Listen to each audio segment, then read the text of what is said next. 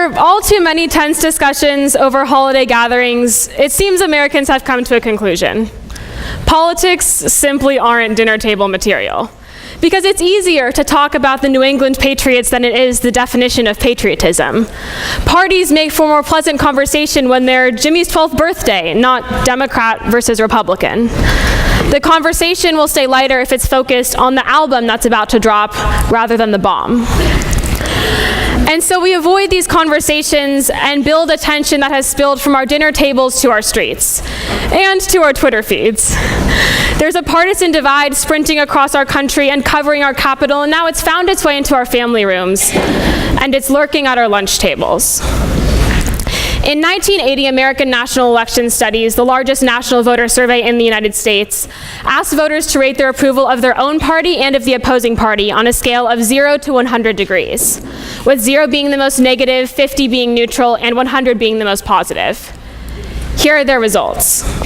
An average of 72 degrees for voters' own parties, and a slightly cooler 45 for the opposing party. In 2012, they conducted the same survey. Voters' views of their own parties had hardly changed, dropping just 2 degrees. The change was in their views of the opposing party, a reduction from 45 degrees to just 30. Over the course of 32 years, our opinions of one another have deteriorated. And today, as a nation, we struggle to even be civil. Our discussions have become so negative, our words so provocative, our conversations so unproductive. A large part of this deterioration of unity and civility, this 15-degree reduction, is due to political bubbles. Think about a bubble, something that completely encloses its interior and shelters it from outside influences. A closed case, a curved surface that lets light shine through but distorts the resulting image. Political bubbles work in a similar way. They close off their inhabitants. They don't allow new ideas or information to enter or develop. They're composed of people who largely agree with one another, and of information that confirms those people's shared beliefs.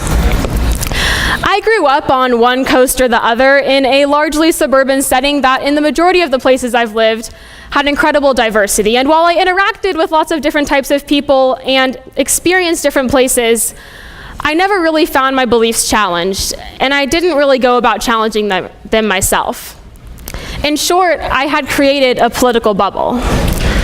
So my question is, what happens when a political bubble pops? I devoted many months of my junior year to my campaign for youth governor of California. Spoiler alert, unfortunately, I lost my party primary. But fortunately, that wasn't the only thing I lost. I lost a bit of that bubble, and when I prepared for heated debates or answered barrages of questions, I sometimes found myself disgusted by ideas and sentiments that I didn't think existed in my America. There's a part of the brain called the amygdala. Its job is to respond to threats, and it reacts with fear. As discovered in a recent USC study, it's the same part of the brain that responds when a person hears a statement that runs counter to their deeply held political beliefs. So when I was on the campaign trail, or trying to wrap my mind around the entire year of 2016, or just the tumultuous events of the past 2 weeks, my brain literally recognized ideas that came from outside of my bubble as threats. But what I've come to realize in the aftermath of not just my own election, but also the recent presidential and congressional elections, is that those ideas aren't necessarily threats. They're opportunities to learn and to grow, to understand one another, to strive towards a more perfect union, because we all want to make our communities and our country better. We just have very different ideas about how to get there, and maybe about what there looks like. And that's okay. That's what makes democracy work. So when you're talking politics with someone, instead of attacking them with, "How dare you think that way?" ask them, what do you value most? Which life experiences contributed to your perspective? Who are your favorite politicians? Where did you grow up? And how does that influence where you are now, physically and ideologically? How do you get your news? What do you think about my opposing views? Go into your conversation with the goal of convincing secondary to the goal of understanding.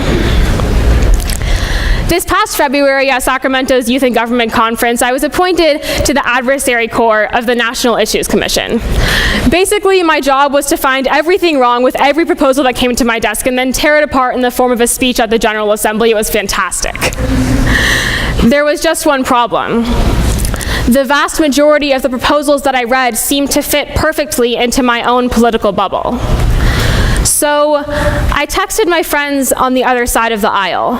I listened to podcasts that were, at times, almost painful to my ears. I read op-eds from media sources that leaned in a direction completely opposite my own. Because in order for me to understand a different perspective, I couldn't simply know what that perspective was. I had to grasp why it was. And only when I forced myself out of my political bubble did I realize how harmful and limiting it had been. I didn't change my views drastically on every issue or many issues at all. And I didn't suddenly find myself agreeing with people on the other end of the political spectrum. But I came to see them as just that. People. People whose views and backgrounds and ideologies happen to differ from my own. Not enemies or obstacles, but people.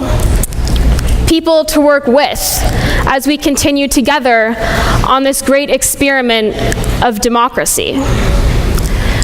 Political bubbles endanger that democracy. Our increasing exposure to a rising bitter partisanship over the past 3 decades endangers that democracy. In 1980, Americans certainly weren't in agreement on everything, just like every other time throughout our history.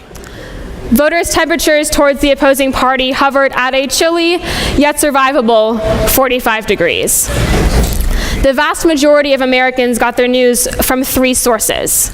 Whether they liked it or not, they were exposed to the same information, and try as they may have, they simply couldn't live in ideological isolation.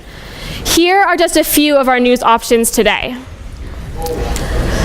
And because of this polarization, no matter where you personally fall on the political spectrum, you can find a media source that confirms the beliefs you allow in your political bubbles.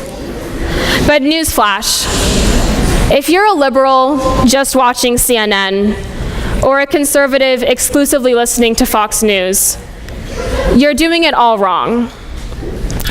I personally have an at least one rule. If on Twitter I follow a few politicians I like, I have to follow at least one with whom I fundamentally disagree. If I read a few articles that confirm my pre-existing beliefs, I have to read at least one that doesn't.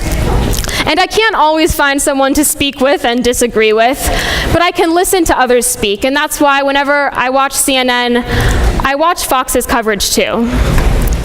And if I follow or read or speak with or listen to at least one, then at least I'm trying.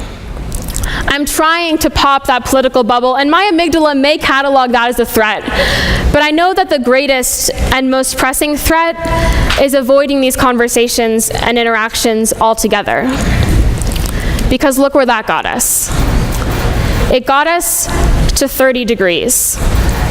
And why is that significant? The 95th Congress from 1977 to 78 went through 22,313 pieces of legislation. The 112th Congress from 2011 to 13 went through 12,299. That's roughly half as productive.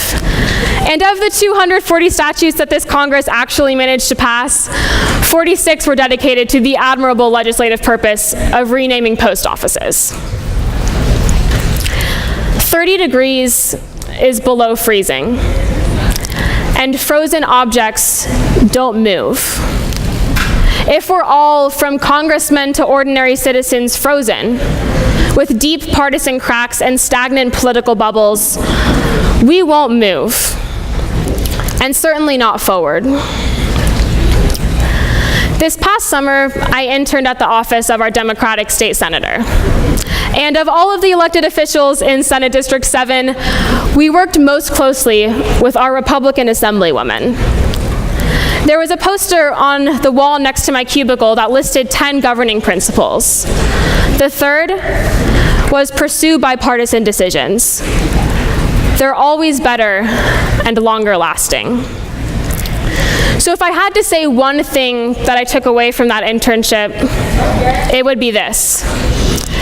We can disagree without being disagreeable. We can work across the aisle or at least talk across it. We don't have to stay in our political bubbles. So I ask you, please, to engage in polite and productive and passionate and purposeful political discourse. Have a conversation. Try to pop a political bubble. At least one. Thank you.